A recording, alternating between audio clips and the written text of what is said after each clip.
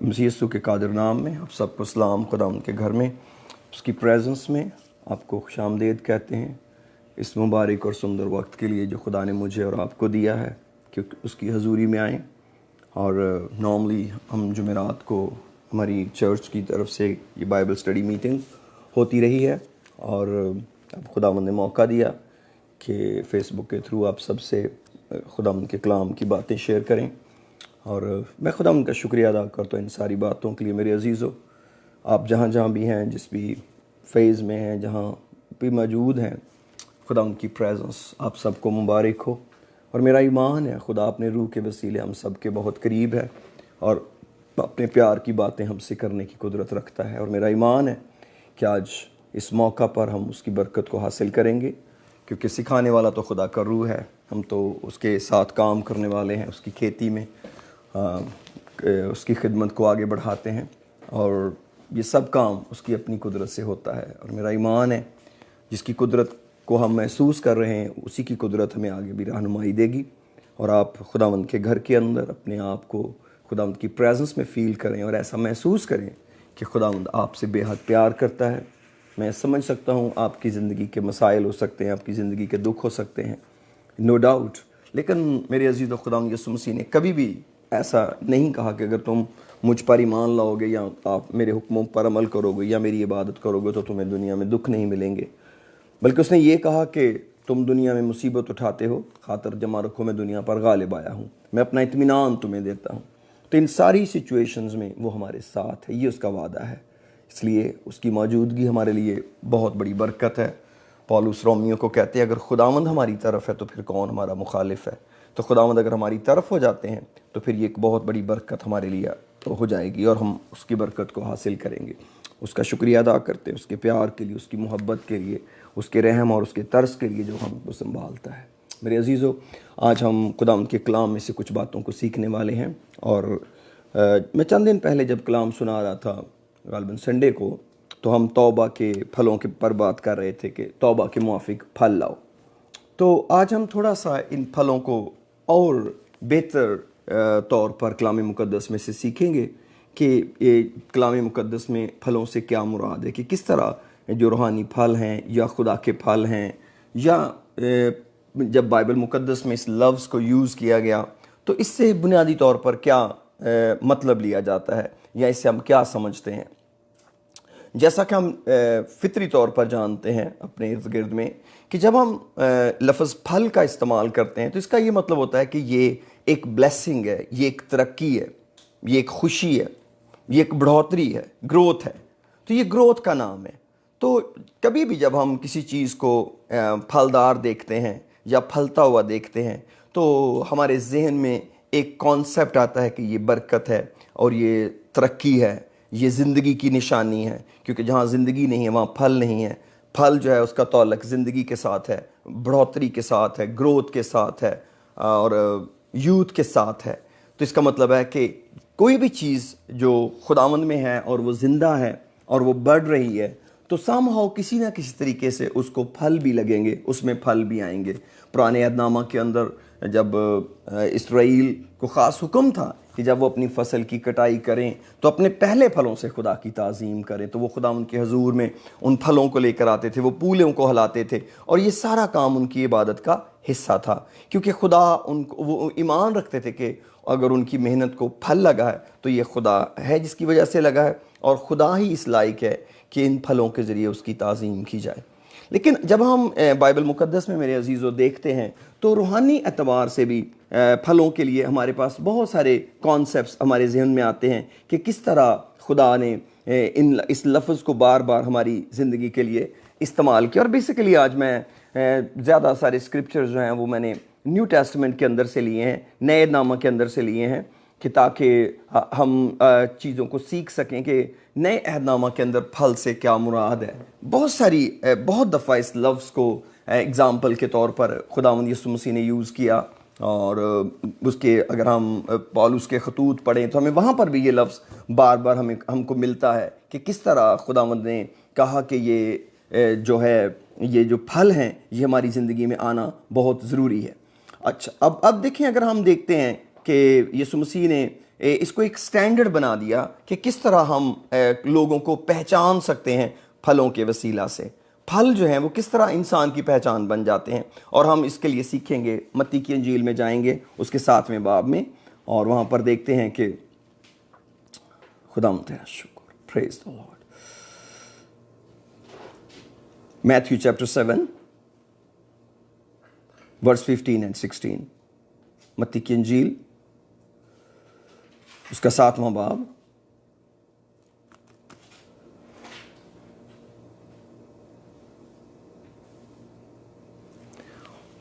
लिखा है 15वीं आयत में, झूठे नबियों से खबरदार रहो जो तुम्हारे पास भेड़ों के भेष में आते हैं मगर बातन में फाड़ने वाले भेड़िए हैं।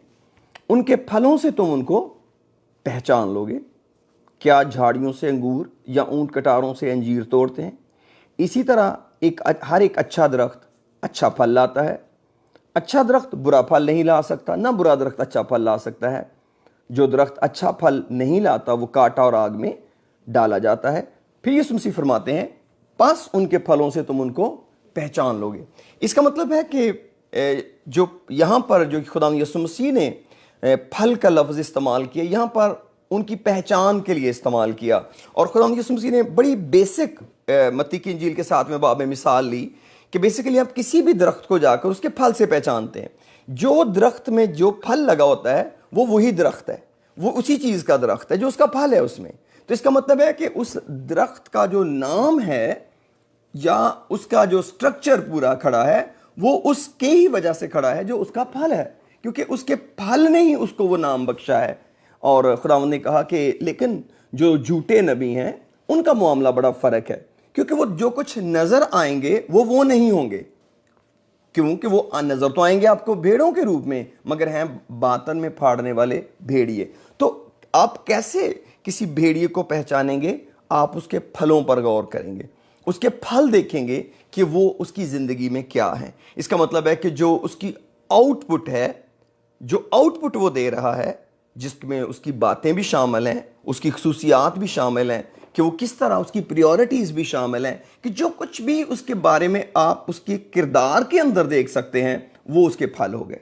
तो इसका मतलब है कि जो किरदार है वो भी फलों को जाहिर करता है, कि जो हमारा करैक्टर है वो जो कुछ जाहिर कर रहा है हम वही हैं।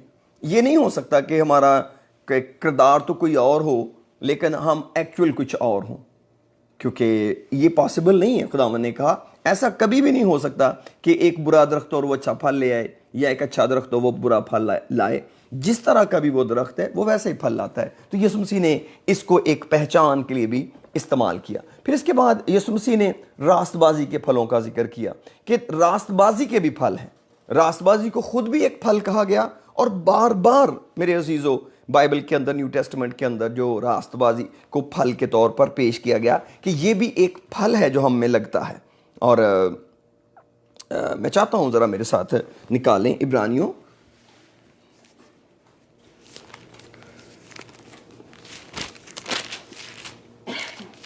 हिब्रूज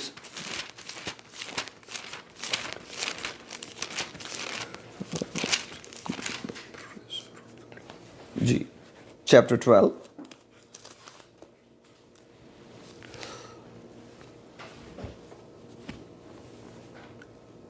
हिब्रूज चैप्टर 12 और इसकी मैं वर्स पढ़ने लगा हूं 11 वर्स में लिखा है, और बिलफिल हर किस्म की तंबीह खुशी का नहीं बल्कि गम का बायस मालूम होती है, मगर जो उसको सहते सहते पुख्ता हो गए उनको बाद में चैन के साथ रास्तबाजी का फल बख्शती है। जो तंबीह है वो खुशी का तो बायस नहीं है, लेकिन कलाम कहता है कि जो उसको सहते सहते पुख्ता हो जाते हैं, फिर अल्टीमेटली फ़ायदा ये होता है कि उनके ज़िंदगी में रास्तबाजी के फल लग जाते हैं। इसका मतलब है कि उनके अंदर जो कमज़ोरियां हैं, जो खुदा को चीज़ें पसंद नहीं हैं, वो उनकी ज़िंदगी में से निकल जाती हैं और अल्टीमेटली वो एक नए मखलूक बन जाते हैं। ये वो रास्तबाजी है जो ईमान से मिलती है। तो ये भी एक तरह का एक फल है जो जिसको हम देख सकते हैं किसी शख्स की ज़िंदगी के अंदर कि वो कितना का फलदार है। फिर इसके बाद मैंने यहाँ पर नोट किया है कि जो होंठों का फल है, कलाम ने इसको भी, जो हम्द है, یہ بھی ایک پھل ہے. اگر آپ عبرانیوں اس کے 13ویں باب میں جائیں, اسی ہبریوز کے اندر ایک پیج اگر نیکسٹ پلٹیں گے تو آپ کو 13 چیپٹر مل جائے گا, اور وہاں پر ایک پھل کا ذکر ہے. حالانکہ وہ لفظ ہے, وہ ہم حمد کر رہے ہیں, لیکن خداوند اس کو ایک پھل کی طرح اپنے حضور لے رہے ہیں کہ وہ ہم ایک پھل پیش کریں جس کو ہم ہونٹوں کا پھل کہتے ہیں. اب ہونٹوں کا پھل جو ہے وہ حمد کی قربانی ہے, اور کلام کہتا ہے کہ وہ ہر وقت چڑھایا کریں. اس کا مطلب ہے کہ جب ہم نے خداوند کے پاس آنا ہے تو ہمارے پاس اس کو دینے کے لیے کچھ ہے. میں چاہتا ہوں اس آیت کو پڑھ لیتے ہیں چیپٹر 13 کے اندر, ہبریوز چیپٹر 13.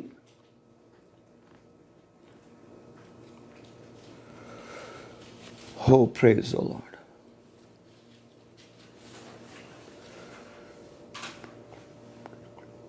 اس کی 14th ورس میں لکھا ہے, کیونکہ یہاں ہمارا کوئی قائم رہنے والا شہر نہیں بلکہ ہم آنے والے شہر کی تلاش میں ہیں.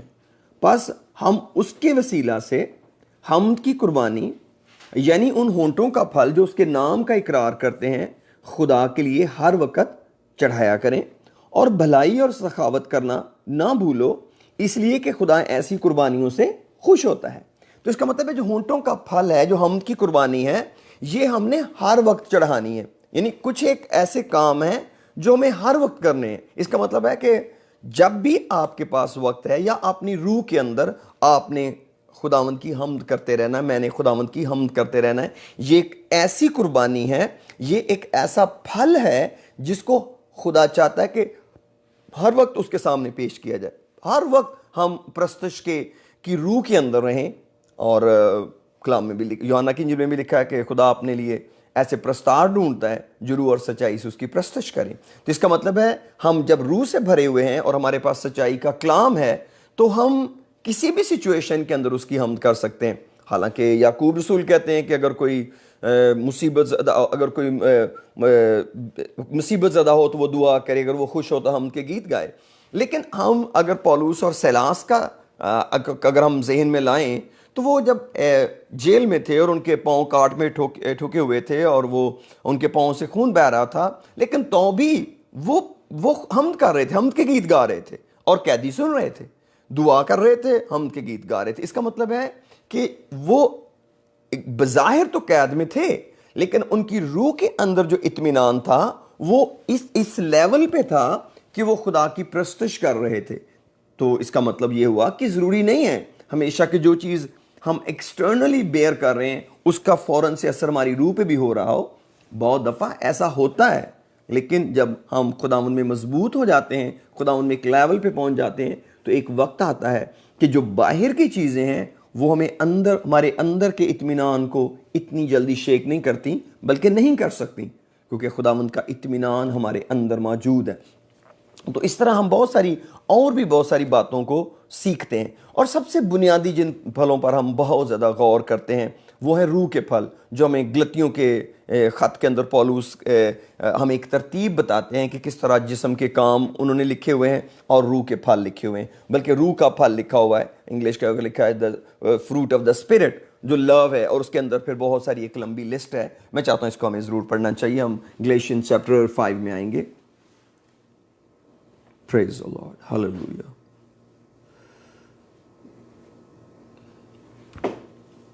لکھا ہے جی گلیشینز چیپٹر 5 اس کی 16th ورس میں پڑھوں گا. لکھا ہے مگر میں یہ کہتا ہوں کہ روح کے موافق چلو تو جسم کی خواہش کو ہرگز پورا نہ کرو گے, کیونکہ جسم روح کے خلاف خواہش کرتا ہے اور روح جسم کے خلاف, اور یہ ایک دوسرے کے مخالف ہیں, تاکہ جو تم چاہتے ہو وہ نہ کرو. اس کا مطلب ہے اب ہم وہ چاہتے ہیں جو خدا نے میری عقل میں ڈالا ہے, جو میری عقل کی شریعت ہے, وہ میں کرنا چاہتا ہوں. اس کا مطلب ہے کہ میں نے نجات پائی اور میں نے خداوند کا چناؤ کر لیا ہے اور خداوند میرے اندر ہے, اور اب میں کچھ خدا کے لیے کرنا چاہ رہا ہوں یا خدا کی مرضی پوری کرنا چاہ رہا ہوں. لیکن جسم جو ہے وہ روح کے خلاف خواہش کر رہا ہے. اگر تم روح کی ہدایت سے چلتے ہو تو شریعت کے ماتحت نہیں رہے.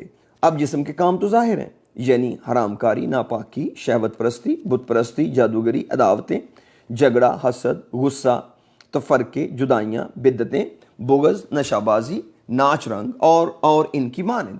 ان کی بابت تمہیں پہلے سے کہے دیتا ہوں جیسا پیشتر جتا چکا ہوں کہ ایسے کام کرنے والے خدا کی بادشاہی کے وارث نہ ہوں گے۔ اب کام بھی ایک طرح کا پھل ہے۔ اب اگر کسی شخص نے نجات تو پائی ہوئی ہے لیکن اس کی زندگی میں یہ پھلوں کی لسٹ ہے جس پر وہ غالب نہیں آ پا رہا، تو اس کا مطلب ہے پھر ایسے کام کرنے والے خدا کی بادشاہی کے وارث نہ ہوں گے۔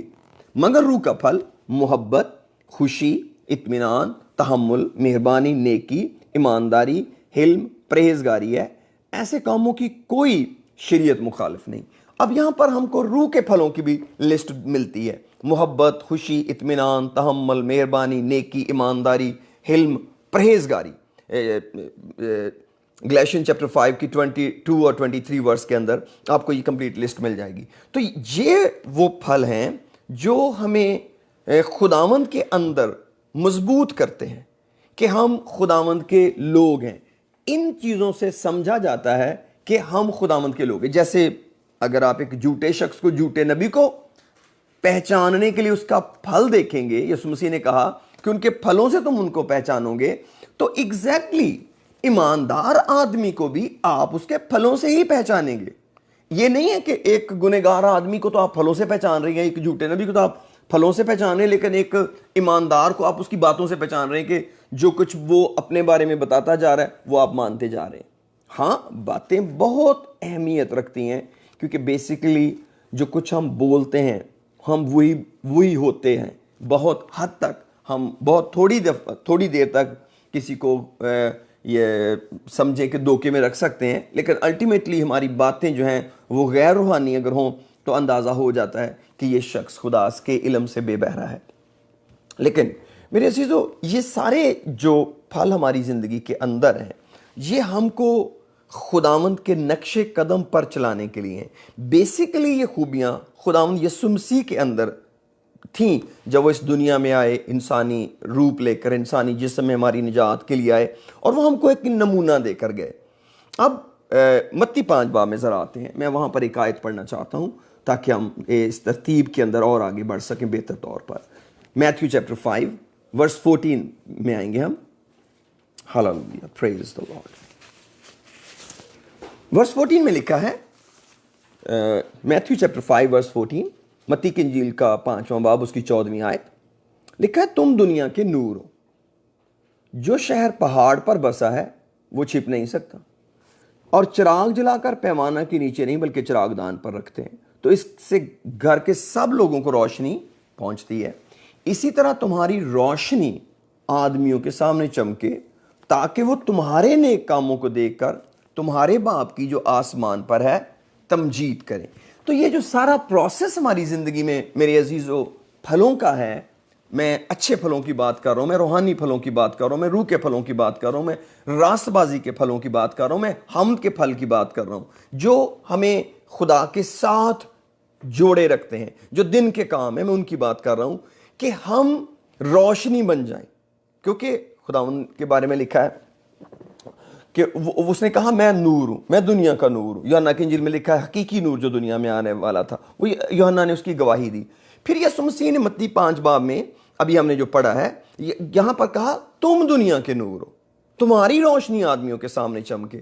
تو ہم اگر دنیا کے نور ہیں تو ہماری روشنی کیا یہ ظاہر کی بات ہو رہی ہے؟ ظاہر کی بات نہیں ہو رہی، یہ روحانی طور پر ہمیں کچھ چیزیں نور بناتی ہیں۔ خداوند یسوع مسیح نور ہے اور پھر ہم نور ہیں۔ اس کا مطلب ہے جن چیزوں نے اس کو نور ثابت کیا، ایگزیکٹلی وہی چیزیں ہمیں نور ثابت کریں گی۔ یہی چیز غالباً پولس رسول کو بھی بتائی گئی۔ میں چاہتا ہوں ذرا بک آف ایکس کے اندر آتے ہیں، چیپٹر 26 میں۔ پریز دی لارڈ۔ یہاں پر پولس اپنی گواہی سنا رہے ہیں اگرپا بادشاہ کو۔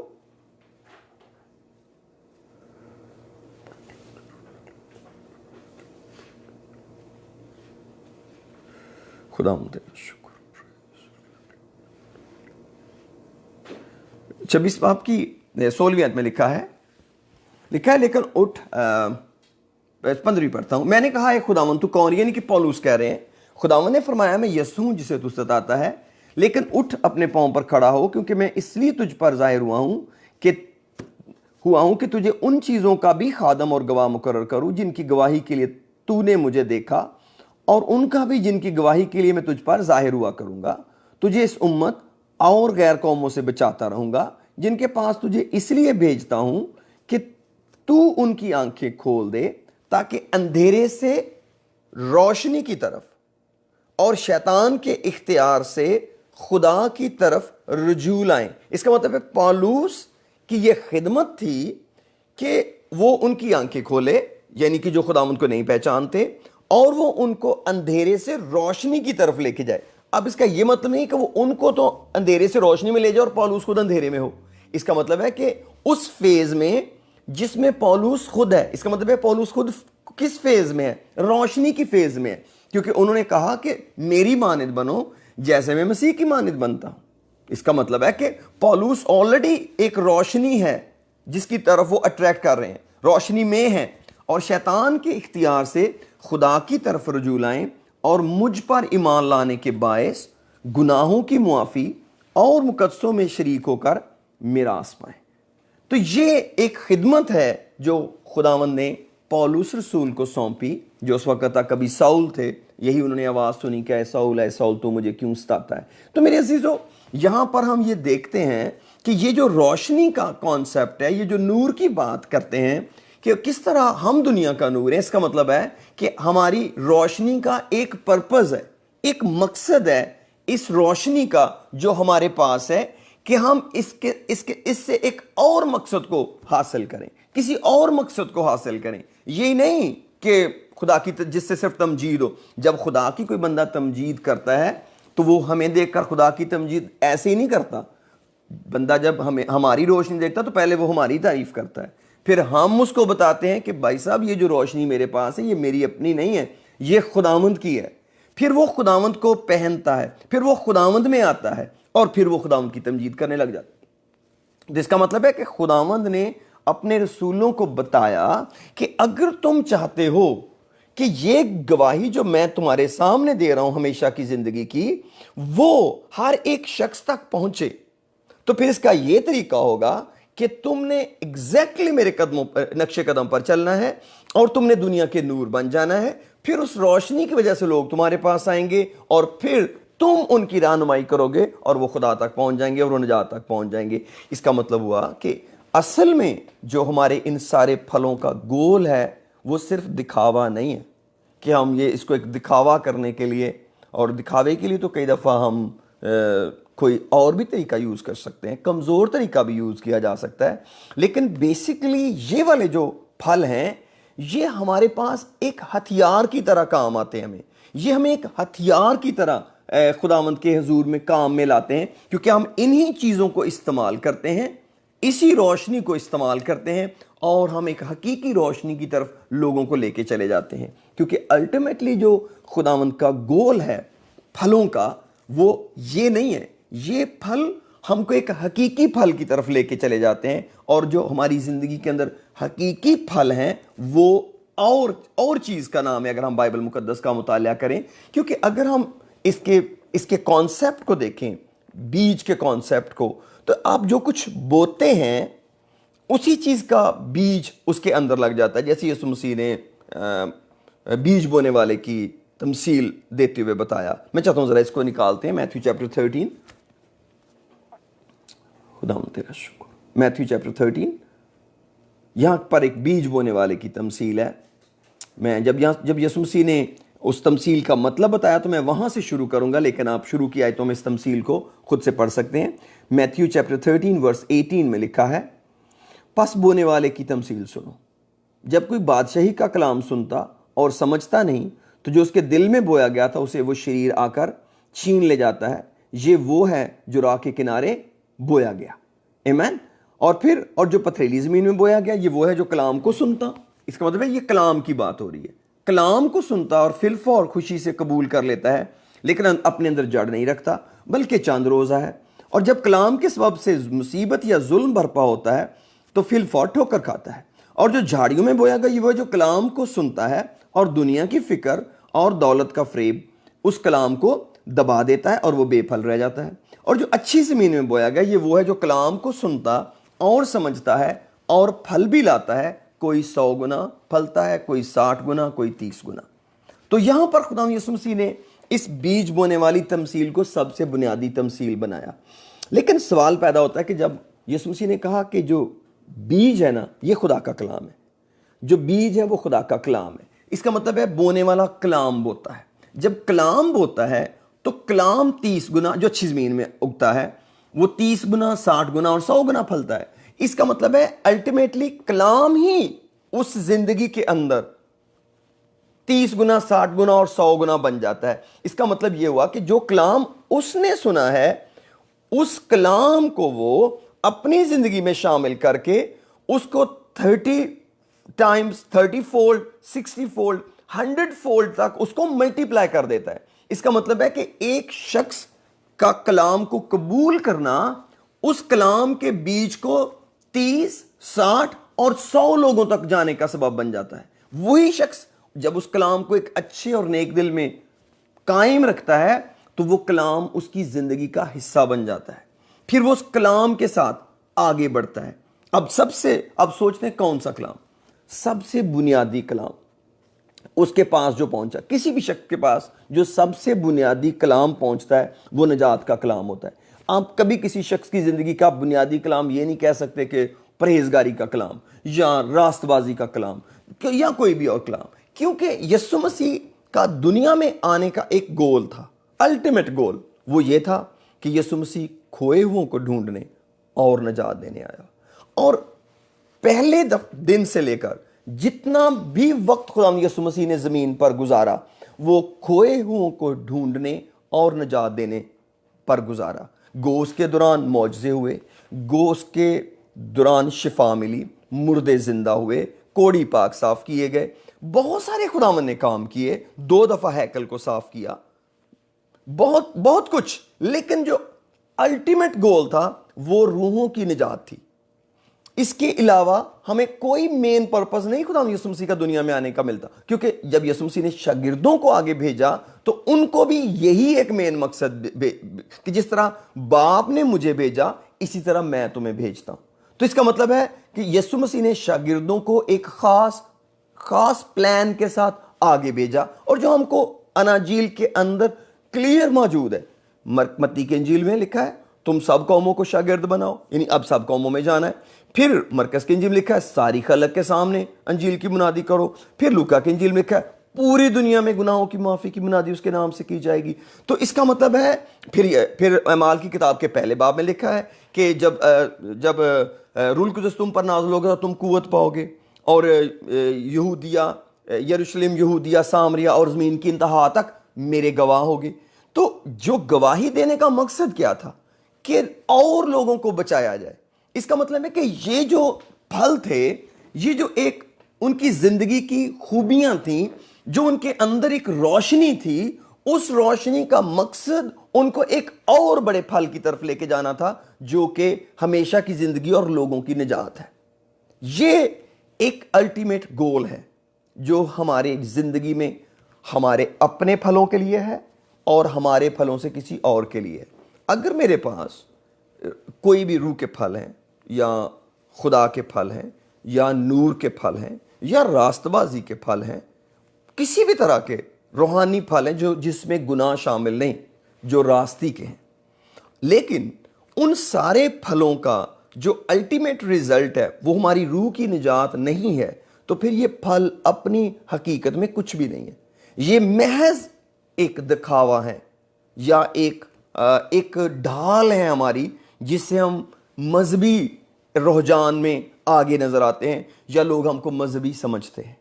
کیونکہ مذہب کے اندر بھی بہت بڑی شیلڈ ہے راستی کی.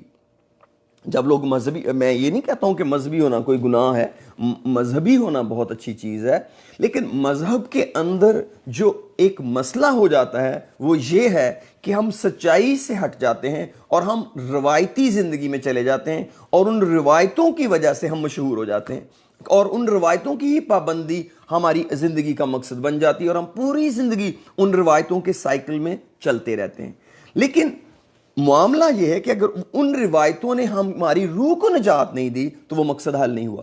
اب روح کی نجات ایک ایسا کمال کا بیج ہمارے دل میں بویا جاتا ہے کہ جیسے ہی یہ اگتا ہے یہ اب 30 گنا 60 گنا اور 100 گنا پھل لاتا ہے.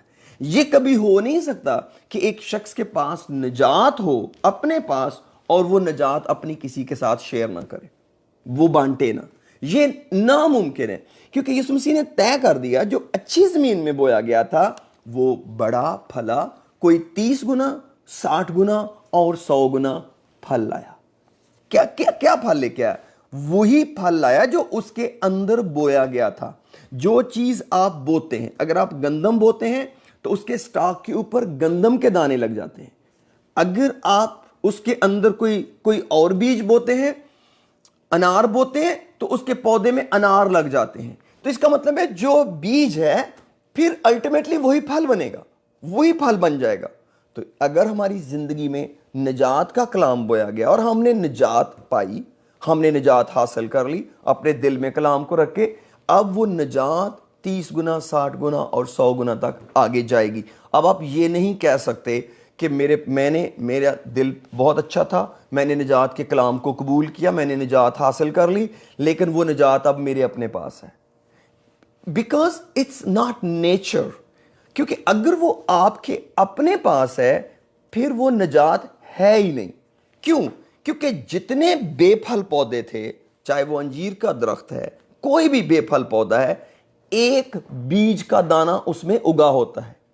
کیونکہ جو آپ نے بویا تھا وہ تو اگا ہے, اس کے اندر آگے ایک بھی نہیں لگا, اس کا مطلب وہ بے پھل ہے.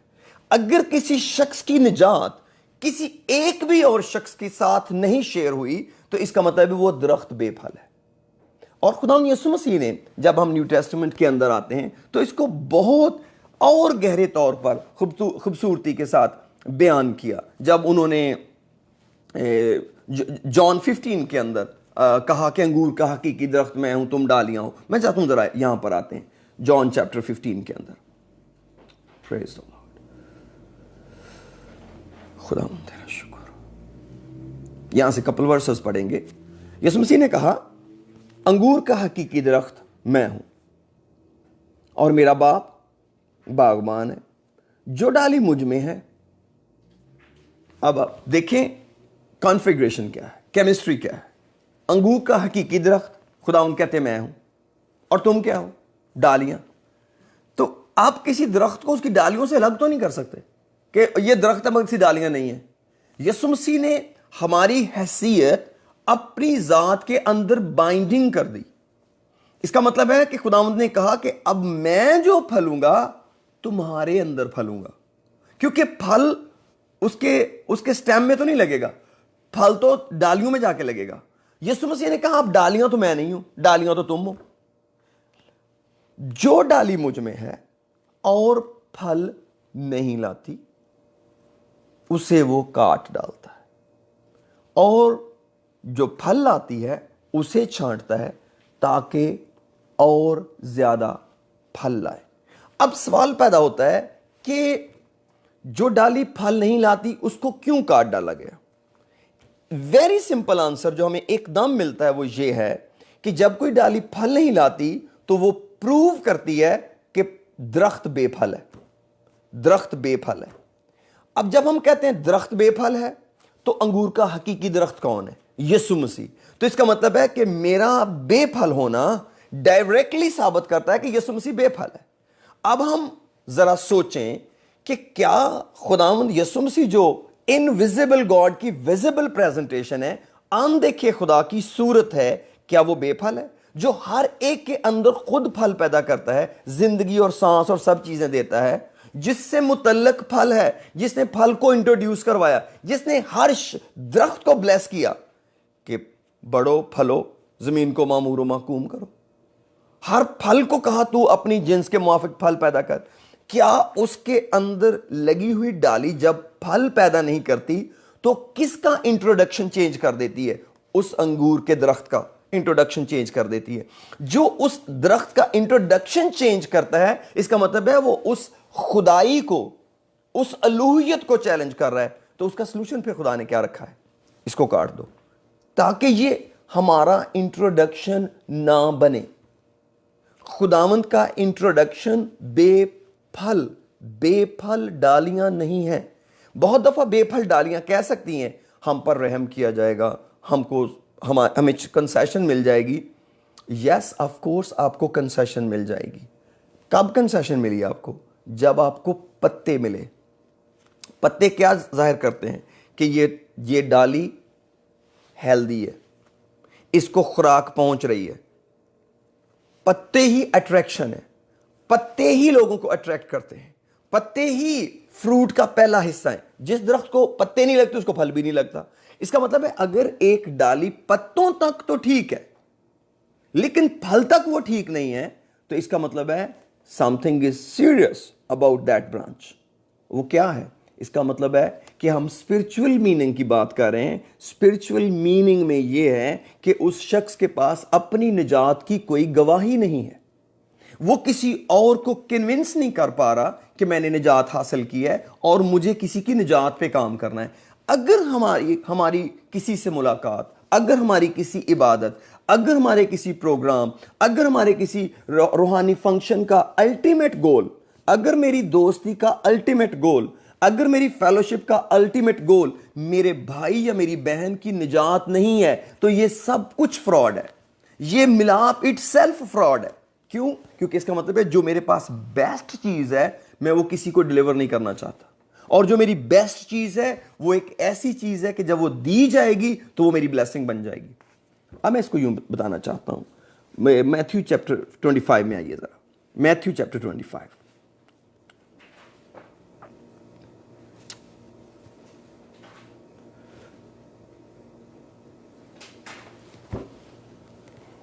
ہو پریز دی لارڈ. یہاں پر اگر ہم اس کی 14th ورس میں آئیں, میتھیو چیپٹر 25 ورس 14, کیونکہ لکھا ہے کیونکہ یہ اس آدمی کا سا حال ہے جس نے پردیس جاتے وقت اپنے گھر کے نوکروں کو بلا کر اپنا مال ان کے سپرد کیا, اور ایک کو 5 توڑے دیے اور دوسرے کو 2, تیسرے کو 1, ہر ایک کو اس کی لیاقت کے مطابق دیا اور پردیس چلا گیا. جس کو 5 توڑے ملے تھے اس نے فوراً جا کر ان سے لین دین کیا, 5 توڑے اور پیدا کر لیے. اس طرح جسے 2 ملے تھے اس نے بھی 2 اور کمائے. مگر جس کو 1 ملا تھا اس نے جا کر زمین کھودی اور اپنے مالک کا روپیہ چھپا دیا. بڑی مدت کے بعد ان نوکروں کا مالک آیا اور ان سے حساب لینے لگا. جس کو 5 توڑے ملے تھے وہ 5 توڑے اور لے کر آیا اور کہا, ہے خداوند تو نے 5 توڑے مجھے سپرد کیے تھے, دیکھ میں نے 5 توڑے اور کمائے. اس کے مالک نے اس سے کہا, ہے اچھے اور دیانتدار نوکر, شاباش, تو تھوڑے میں دیانتدار رہا, میں تجھے بہت چیزوں کا مختار بناؤں گا, اپنے مالک کی خوشی میں شریک ہو. اور جس کو 2 توڑے ملے تھے اس نے بھی پاس آ کر اور کہا, اے خداوند تو نے 2 توڑے مجھے سپرد کیے تھے, دیکھ میں نے 2 توڑے اور کمائے. اس کے مالک نے اس سے کہا, اے اچھے اور دیانتدار نوکر, شاباش, تو تھوڑے میں دیانتدار رہا, میں تجھے بہت چیزوں کا مختار بناؤں گا, اپنے مالک کی خوشی میں شریک ہو. اور جس کو 1 توڑا ملا تھا وہ بھی پاس آ کر کہنے لگا, 1 توڑا ملا تھا, 1 talent was given to him. اے خداوند میں تجھے جانتا تھا. کیا جانتا تھا؟ تو سخت آدمی ہے, اور جہاں نہیں بویا وہاں سے کاٹتا ہے, اور جہاں نہیں بکھیرا وہاں سے جمع کرتا ہے.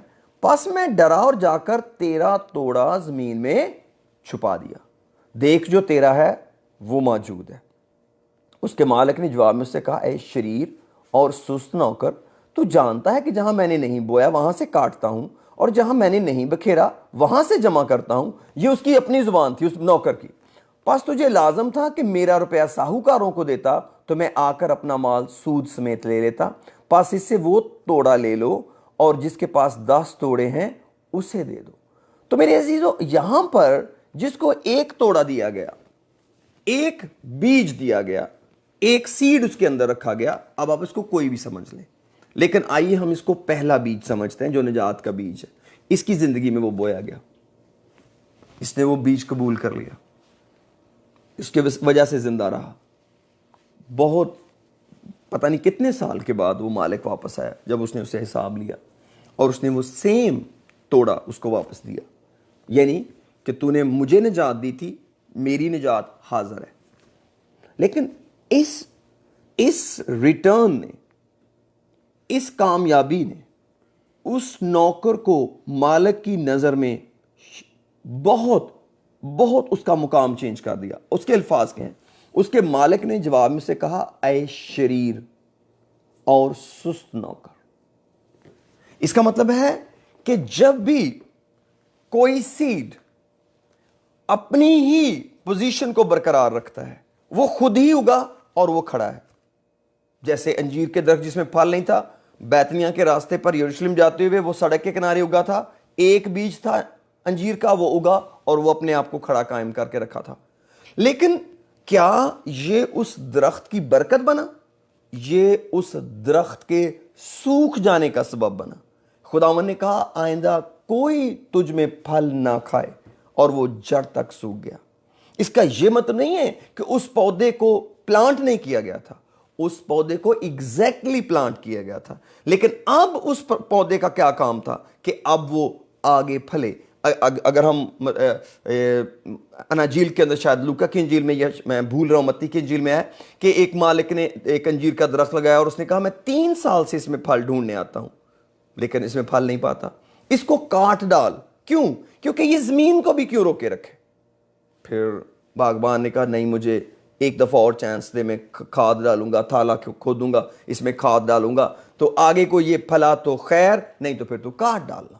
اس کا مطلب ہے پھل جو ہے وہ ون نہیں ہے, ون تو مالک کی انویسٹمنٹ ہے. میری زندگی میں جو مجھے نجات ملی یہ تو خداوند کی انویسٹمنٹ ہے. اس نجات کو اگلے تک لے کے جانا یہ میرا کام ہے.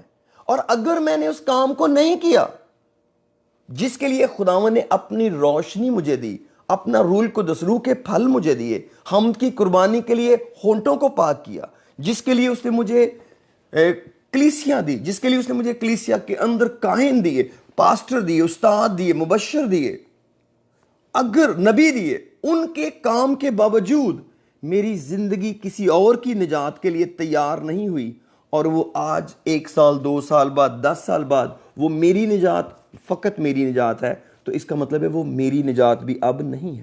کیونکہ کیا لکھا ہے وہاں پر, مالک نے کہا اس سے یہ توڑا لے لو اور یہ اس کو دے دو جس کے پاس 10 توڑے ہیں.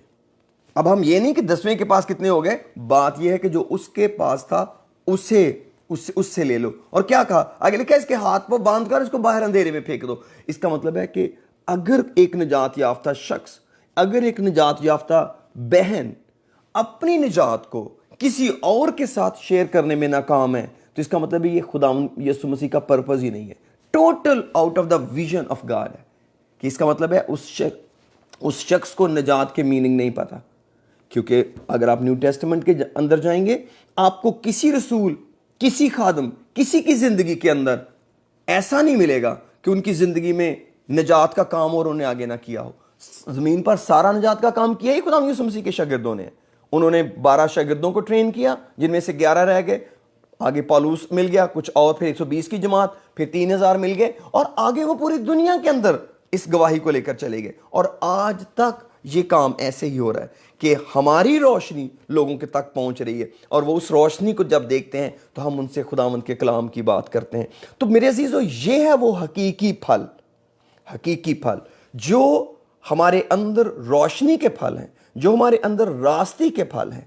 وہ پھل لوگوں کو یسوع مسیح کی روشنی تک لے کے آتے ہیں تاکہ وہ اس حقیقی پھل کے اندر شامل ہوں جو ہمارے اندر ہے.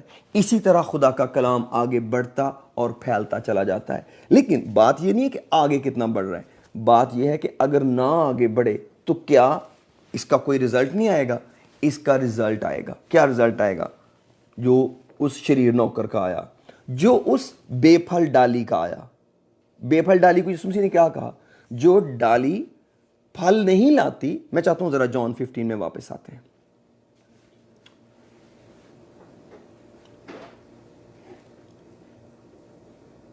جان 15.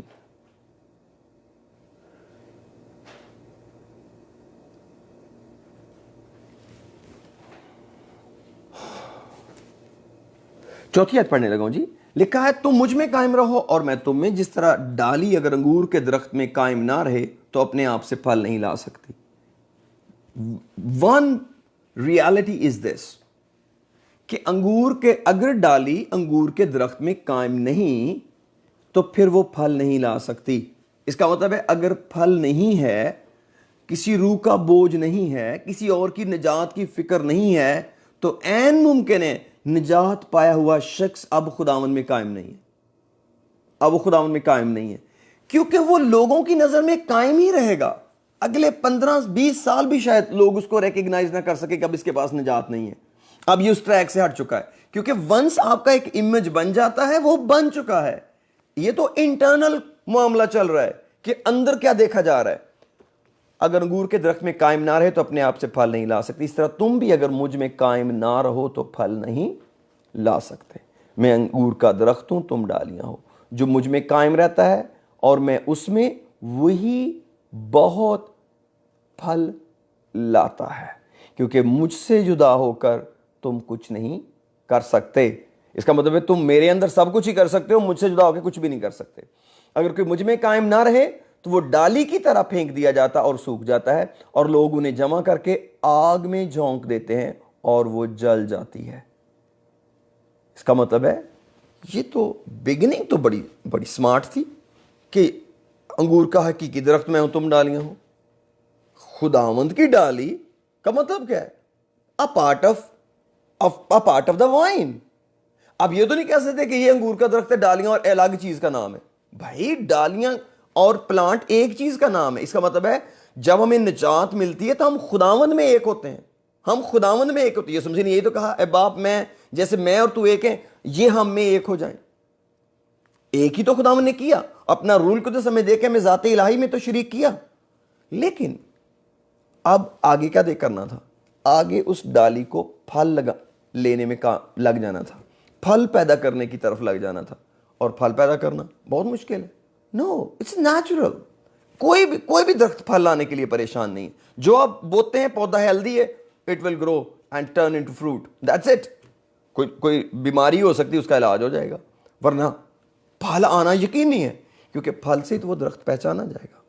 اس کا مطلب ہے کہ اگر میں خداوند کی بندی, خدا کا بندہ ہوں, اور میرے پاس پھل ہیں, جیسے یوحنا نے متی کی انجیل کے 30 باب کے 8ویں آیت میں کہا, پاس توبہ کے موافق پھل لاؤ. اور آگے انہوں نے لکھا ہے کہ اب درخت کی جڑ پر کلہاڑا رکھا ہوا ہے. جو درخت اچھا پھل نہیں لاتا وہ کاٹا اور آگ میں ڈالا جاتا ہے. اس کا مطلب ہے سارا جو کام ہو رہا ہے وہ تو پھل پر ہو رہا ہے. ساری جو پوچھ گچھ ہے وہ تو پھل کی ہے. بے پھل زندگی, بے مقصد زندگی, بے پھل کام خداوند کو کبھی بھی پسند نہیں ہے. تبھی تو یسوع مسیح نے افسیوں کے خط میں پولس کہتے ہیں, خدا کی روح نے لکھوایا کہ تاریکی کے بے پھل کاموں پر ملامت کیا کرو. جو تاریکی کے بے پھل کام ہے, اس کا مطلب ہے وہ پھل ہیں ہی نہیں, وہ کام ہے. وہ کام ہے. پھل کام تو کرنے پڑتے ہیں, پھل تو خود ہی آ جاتے ہیں. پھل پہ تو زور ہی نہیں لگانا پڑتا. پھل کے لیے تو صرف قائم رہنا پڑتا ہے, صرف ہیلدی رہنا پڑتا ہے, صرف ساؤنڈ ہونا پڑتا ہے. کام تو آپ کو اپوائنٹمنٹ لینی پڑتی ہے, لیبر کرنی پڑتی ہے. تو بھی ہم کام کرنے کے لیے تیار ہیں, لیکن پھل پیدا کرنے کے لیے تیار نہیں. اس کی ریزن کیا ہے؟ اس کی ریزن یہ ہے کہ ہم اس درخت کے ساتھ, اس وائن کے ساتھ جڑے رہنا پسند نہیں کرتے. کیوں؟ اس لیے جیسے اس زمین میں ہوا, کیا ہوا؟ کچھ راہ کے کنارے گرا, پرندوں نے اٹھا کے لے گئے. کچھ پتھریلی زمین میں گرا, نمی نہ ملنے سے سوکھ گیا. کچھ جھاڑیوں میں گر گیا. کیا ہوا؟ عیش و عشرت کا فریب, دولت کا فریب اور زندگی کی فکروں نے اس کلام کو بے پھل کر دیا. کیا ایسا ممکن ہے کہ ہم کلام کو قبول کریں اور پھر دنیا کا فریب, دولت کا فریب اور زندگی کی فکریں ہماری نظر کہیں اور لگا دیں؟ Yes of course, yes of course. لیکن اگر ہماری زندگی راہ کا کنارہ ہے, اگر ہماری زندگی پتھریلی زمین ہے, اگر ہماری زمین جھاڑیاں ہیں, تو وہ جو بیج بویا گیا ہے وہ پھل نہیں لائے گا. اور اگر وہ پھل نہیں لائے گا تو اس کا مطلب ہے نقصان اٹھانا پڑے گا. ایک اور حوالہ پڑھنا چاہتا ہوں, عبرانیوں اس کا 4 باب, ہیبروز چیپٹر 4.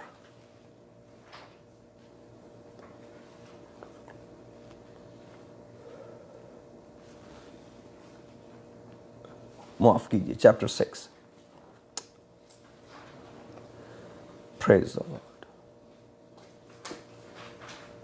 اور کی 4th ورس پڑھیں گے. 4th ورس, کیونکہ لکھا ہے کیونکہ جن لوگوں کے دل ایک بار روشن ہو گئے. ہیبروز چیپٹر 6 ورس 4, کیونکہ جن لوگوں کے دل ایک بار روشن ہو گئے اور وہ آسمانی بخشش کا مزہ چکھ چکے اور روح القدس میں شریک ہو گئے. We have to be very much careful, کیونکہ جن لوگوں کے دل ایک بار روشن ہو گئے اور وہ آسمانی بخشش کا مزہ چکھ چکے اور روح القدس میں شریک ہو گئے اور خدا کے عمدہ کلام اور آئندہ جہان کی قوتوں کا ذائقہ لے چکے, اگر وہ برگشتہ ہو جائیں پھر کیا ہوگا؟ تو انہیں توبہ کے لیے پھر نیا بنانا ناممکن ہے, اس لیے کہ وہ خدا کے بیٹے کو اپنی طرف سے دوبارہ مصلوب کر کے علانیہ ذلیل کرتے ہیں. اور آگے بڑی پیاری ایک اگزامپل دے کر رسول سمجھاتے ہیں, کیونکہ جو زمین اس بارش کا پانی پی لیتی ہے جو اس پر بار بار ہوتی ہے اور ان کے لیے کارآمد سبزی پیدا کرتی ہے. اس کا مطلب ہے جس چیز کو بویا گیا ہے وہ چیز اگاتی ہے. جو سبزی ہے وہ بوئی جاتی ہے, جھاڑیاں نہیں بوئی جاتی, وہ خود بخود اگتی ہیں. جن کی طرف سے اس کی کاشت بھی ہوتی ہے. مالک نے کوئی چیز بوئی ہے, اب اس کی کاشت ہونی ہے, وہ خدا کی طرف سے برکت پاتی ہے.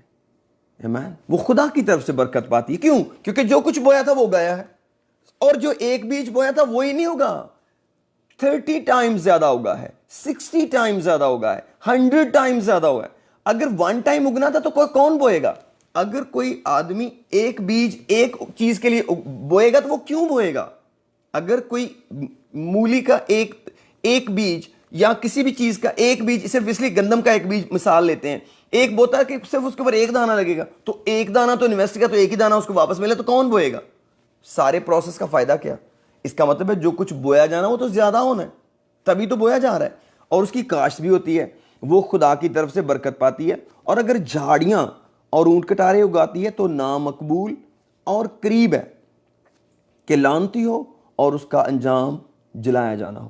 لیکن اس کی بگننگ میں تو نہیں لگ رہا تھا کہ اس کا انجام جلایا جانا ہوگا اور یہ لعنتی ہوگی, کیونکہ بگننگ میں تو اس پر بارش ہوئی ہے اور بار بار بارش ہوئی ہے اور اس کو کاشت کیا گیا ہے, اس میں اچھا بیج بویا گیا ہے, اس میں سبزی بوئی گئی ہے.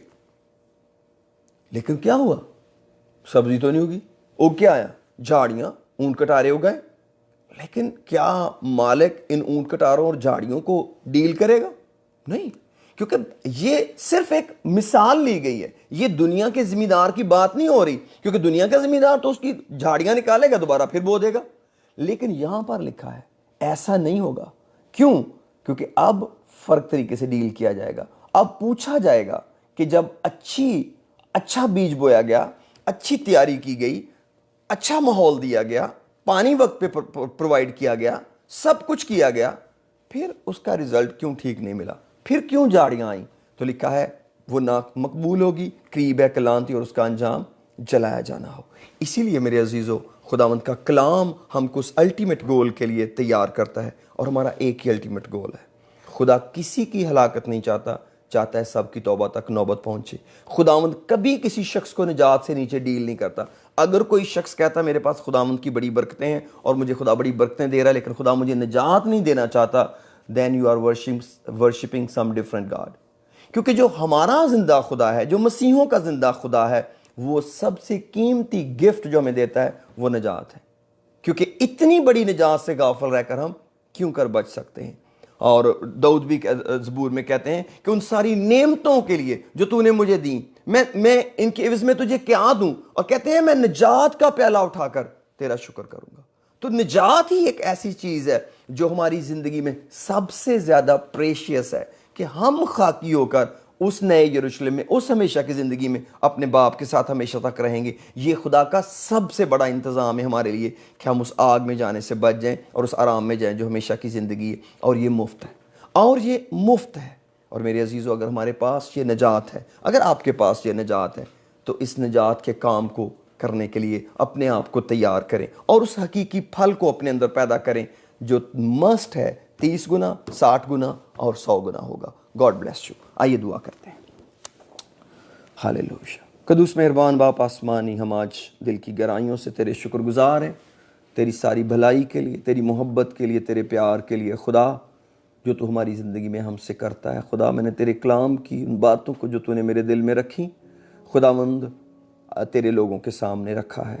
میری منت ہے خدا تو ہمیں اس کلام کے مطابق اس کلام پر عمل کرنے کا فضل دے، اور ہم اس دوڑ میں لگ جائیں کہ اس ایک توڑے سے کچھ اور توڑے کمائیں۔ اور میں ان کے لیے تیرا بے حد شکر کرتا ہوں خداوند، جو اس توڑے کا لین دین کر رہے ہیں، جو اپنی نجات کے کلام کو اگلے اور زندگیوں تک، اپنے خاندان تک لے کر گئے ہیں، دوسروں تک لے کر گئے ہیں اور جانے کی کوشش میں لگے ہوئے ہیں۔ خداوند تیرا کلام کہتا ہے جن کی کوشش سے بتیرے صادق ہو گئے، نور فلک پر ستاروں کی مانند چمکیں گے۔ ہاں خداوند تو ہے جو ہمیں ایک دوسرے کی مدد کے لیے اور نجات کے لیے استعمال کرتا ہے۔ گو نجات دہندہ تو ہے اور نجات تو نے دی ہے، لیکن تو بھی خدا تو زمین پر آدمیوں کو استعمال کرتا ہے، اور تو ایک ایک شخص کو استعمال کر رہا ہے اور کرے گا۔ میرا ایمان ہے آنے والے دنوں کے اندر، گھرانوں کے اندر تیری نجات کا بڑا کام ہو، اور خدا اس نجات کے کلام کو ہمیں ایک دوسرے سے بانٹنے کا بڑا فضل دے۔